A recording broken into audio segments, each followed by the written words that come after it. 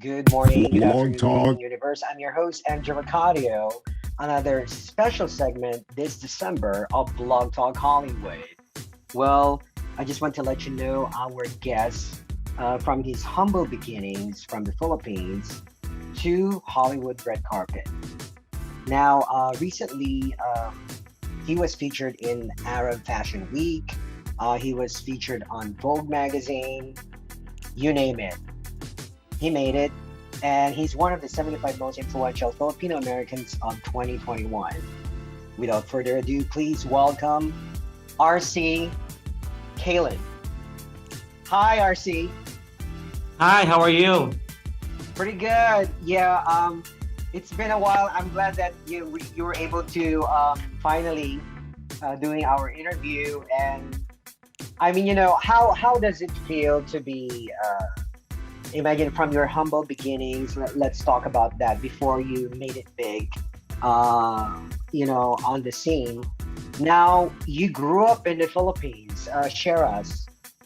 Yeah, so I was born in Iligan City. It's the south of the Philippines, and in Mindanao. And then I grew up in Batangas City, and then we migrated in Batangas City. Then after college, I I went to work for cruise ships, so which travels around the world. So that's when I started, traveling the world for free. And after that, I migrated here in Michigan. So that was the story 11 years ago. As a child in Mindanao, how is it like for you? Were you is it really your dream to become in the fashion industry? Share us. You know what? Growing up, I always have been exposed to the environment where you can see a lot of, seamstress tools like scissors, chalk, all these things, measuring tape. Wow. My grandma was a seamstress. My mom was also a seamstress, There you and go. that's where I think that's where it started from. And I get inspired. And even though going to in my elementary days, I already start sketching in the back of my notebook. And I don't listen to my teachers when they're teaching me because I was doing sketching. So So you already know it back then. What? How old were you there? I think I started um, getting inspired of what they're doing, and aspired to be like them, like making something clothes when I was like 9 year old. So way Wow. back then it was already for me. I think like I think it's gonna be my future. But of course, the parents, Filipino parents, always wanted you to become who they wanted to be. Let's Yes. it's not us that we always just follow whatever their dreams for us. So I moving forward on. I graduated accounting in the Philippines, but it wasn't really Wow. the my dad's plan or my dad's dream for me because he wanted me to be somewhere like a doctor or a lawyer. But Yeah, I can, I but can, I can understand it. I can imagine Filipino families trying to pressure yeah, you, who you want to be. But I'm very happy that you really followed your passion and your dream. But having said that, now, when did you move here in the United States? 11 years ago. So 11 years ago. So that was like 2000. 2000 No, no, and no. no 10, 2010 11. 11, yeah. Yeah. 2010. Yes. Now, when you moved here, of course, it's a bit of culture shock. How did you assimilate it in the United States? You know what? It didn't really appears to me that I'm having a culture shock. It's more about the environment shock that, knowing the fact that we are coming from a tropical country and I'm coming here in Michigan, which is now, especially now, like today, like right now, it's everything outside the house. It's white. So because of the snow. Yes, I've So, been there. so I've been to Detroit, and it's totally beautiful. opposite, the totally opposite of of tropical country. But then again, I receive a warm welcome here with my husband's family and friends. So it didn't really had that kind of way of like having that culture shock thing, you know what I mean? Because 4 years ago, before meeting my husband now, Rick, I already wore work in the cruise ship and travel around the world. So I already experienced, different cultures and working with the different nationalities, different, beliefs, different backgrounds in the cruise ships. We're like 50 different countries working together. Wow. So I kind of like had that opportunity or experience rather that, working with the different cultures. So and backgrounds, so and travel the world for free. And for me, it was easier for me to really, like navigate the environment, but mostly like, like knowing that I will be migrating here, is gonna be my life, gonna be forever here. So I think it was not really that bad in terms of other experiences, but from others or someone's experiences, like migrating here in the U.S. But for me, it was like, oh, it was easy. That's well said, RC. I know I followed you since you started being a fashion designer. I know I remember that from the get-go. Now that, you know what, can you tell us when was that? I know you did feature your sort of kind of collection back in here in San Francisco, and you were just doing the RDW at that time. Can you share us your experience? So way back in 2015, when I had opportunity to doing my internship with Poi, with his old Hey, lady. Poi. Yes, Yes. that's I know Poi. So I was his intern as a scent designer of him, and then after that, I get to know and met my not Michael Simple, Joseph Domingo, which is also based in San Francisco. Oh no, yeah, San Francisco. And then we get along, and then he told me about his network, his fashion network, that he does a fashion show every year. So every year is different themes. So by the 2015, that was my first runway ever that Yes. Joseph asked me to do a capsule collection. It's called Ruby. So I started creating my collection, a capsule collection. It's all red, and I started here in my kitchen. So that's Yes. when that's when I started all of that.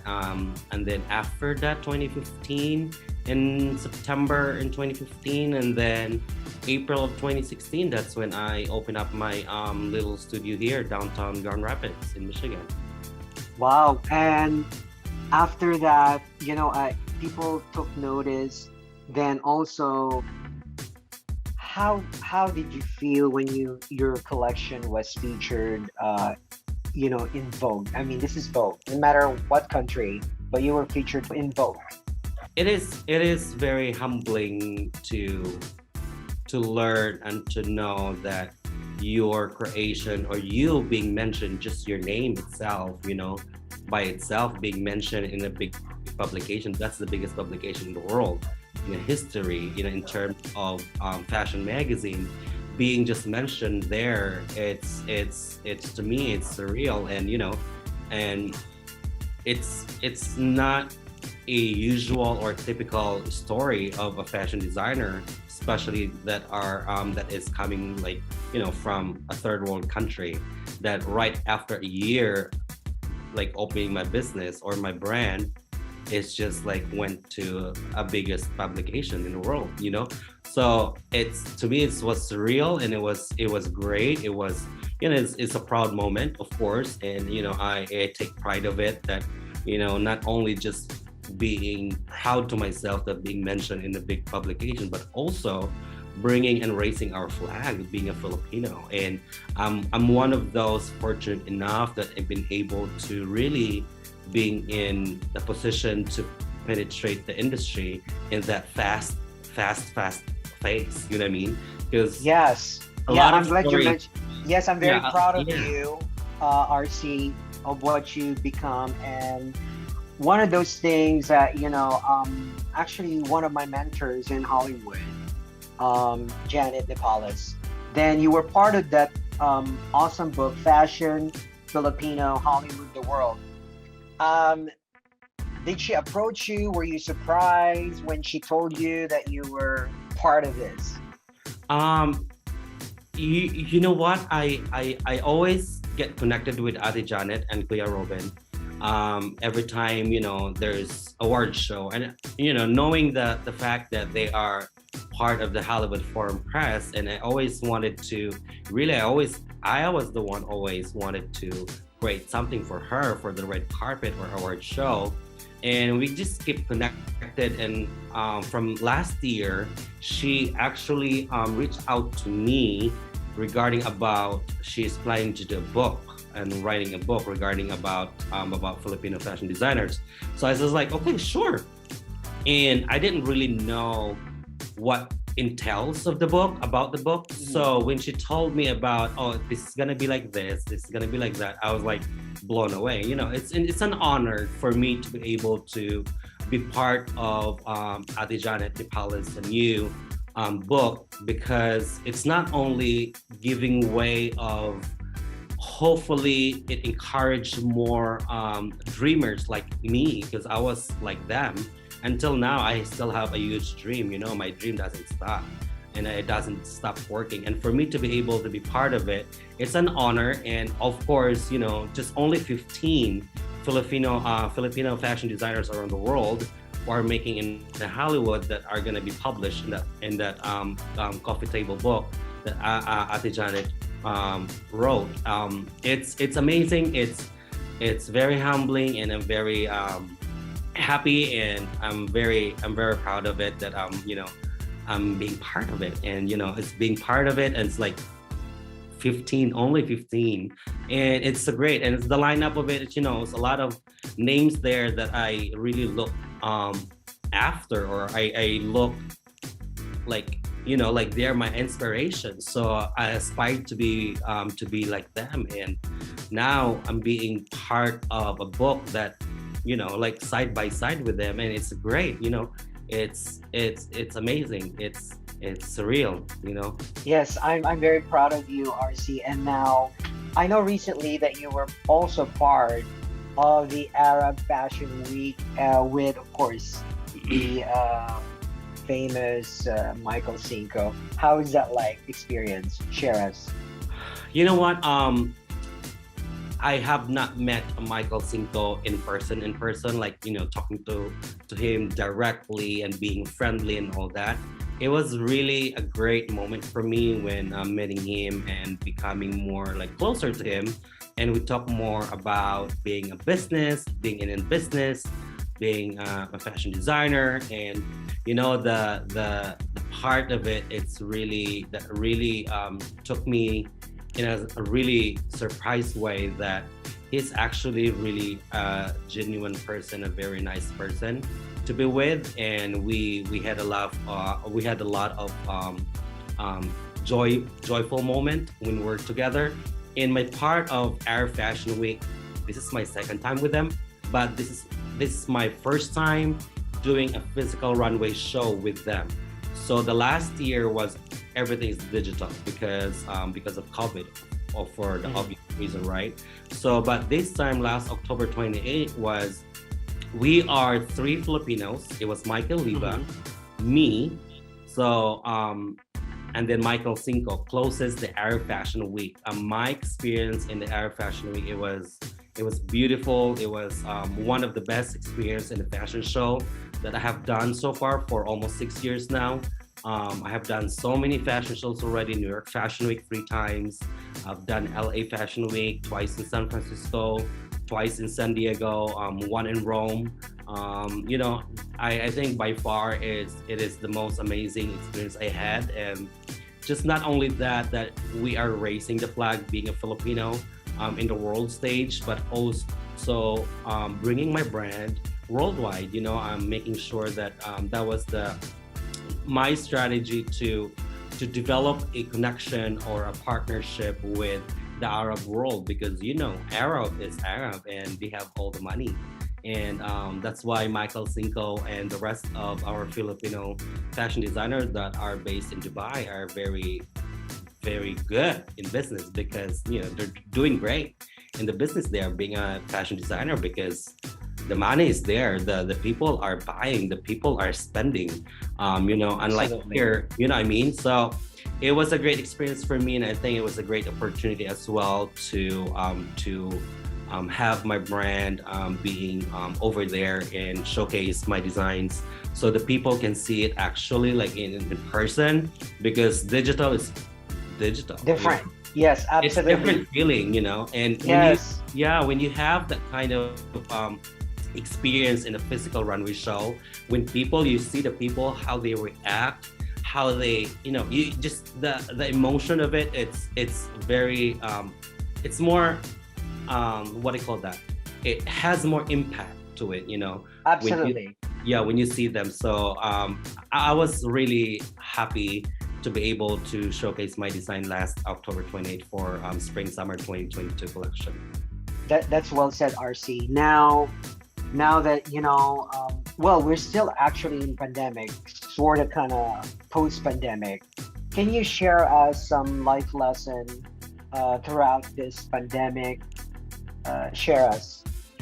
You know what? Last year, it really shook us, the whole world, of course. It does give us, um, it gave us the way of how we navigate things, how we're able to survive in a way that no one really knows what to do, because we're just, we're everyone, we just don't know. And for me, last year um, it was huge. It was a huge loss revenue wise. I had to close my business. I had to postpone everything, all my clients. So they have to move their wedding dates in this year and for the next following years. And I can't say no to that because we're just don't really know what to do. And last year, what I did, did to do something instead of, I was in a minute being lonely and, having that kind of anxiety that you just don't know what to do. And you're just waiting for whatever they tell us to do, right? So what I did last year when I heard about here in my little community in the city, when I heard about we're running out of the mask, right? Surgical mask and all that.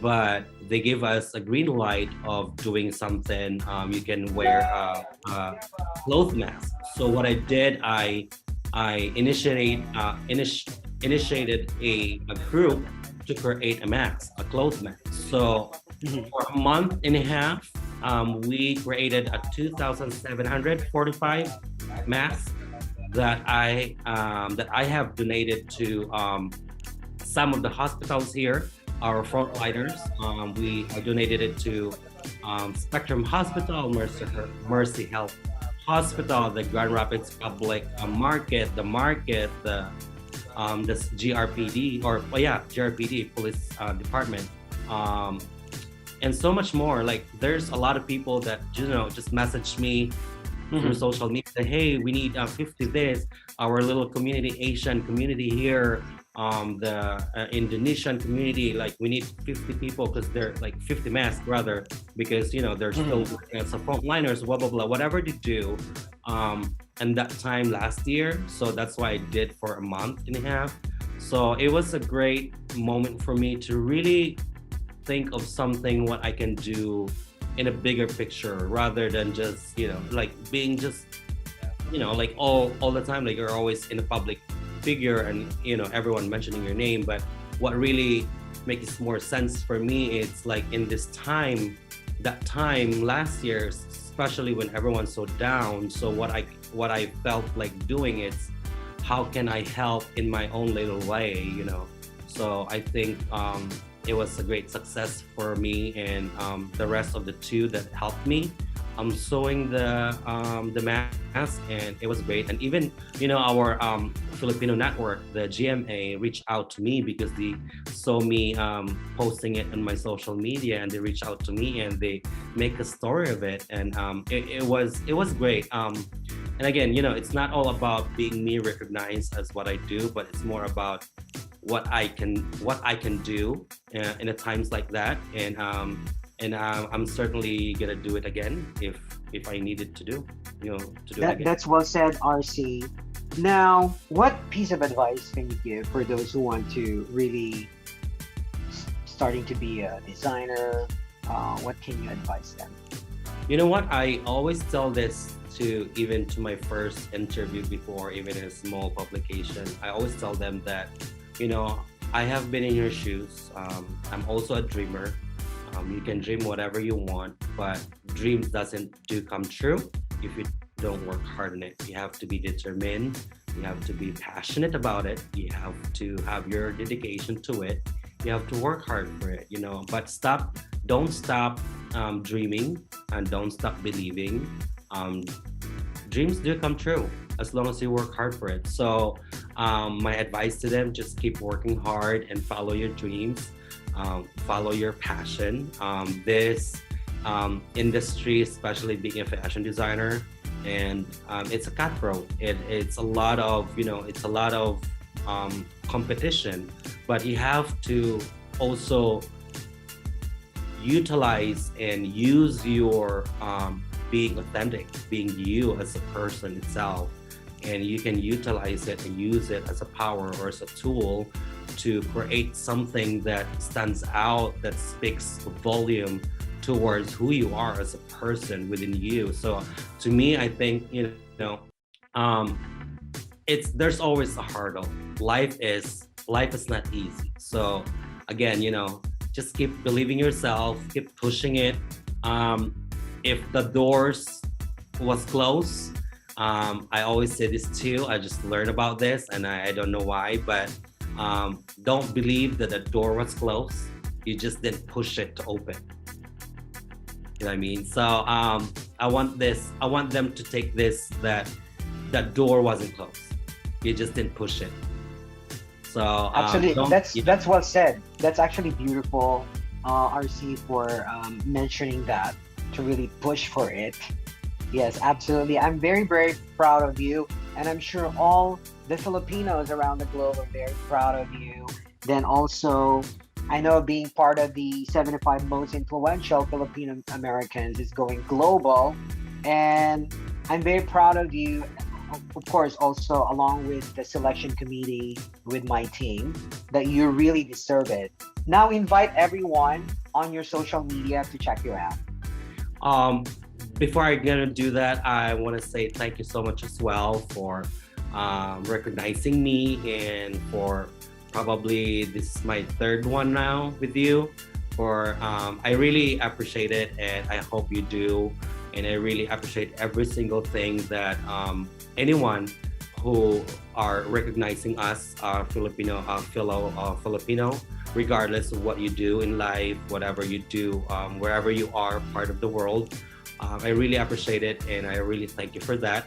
And for all the followers, for all the supporters, for all the lovers, and for every one of you who are watching this, thank you for always supporting Filipino and making us Filipino more empowered, to keep us more progressive, and, you know, keeping forward and pushing forward and working hard. And thank you. You can follow me to all of my social media accounts. RC Caylan Official, Atelier Official. So it's in my Facebook and Instagram, as well on my Twitter account. So you can all follow me there and follow what's next to me. You can see I always post everything, especially almost every day. So you can see what's going on with me and what's gonna be my new project. And speaking of a new project, there's a lot of lineup with me this coming next year already. You know, we're talking already next year, but I mean, the year's not ended yet, and there's still more to come. And I'm just me myself also. I'm looking forward to what's gonna be the future brings. Absolutely. Thank you so much, RC. That's well said. And thanks again for being on the show. Thank you, MJ. God bless you.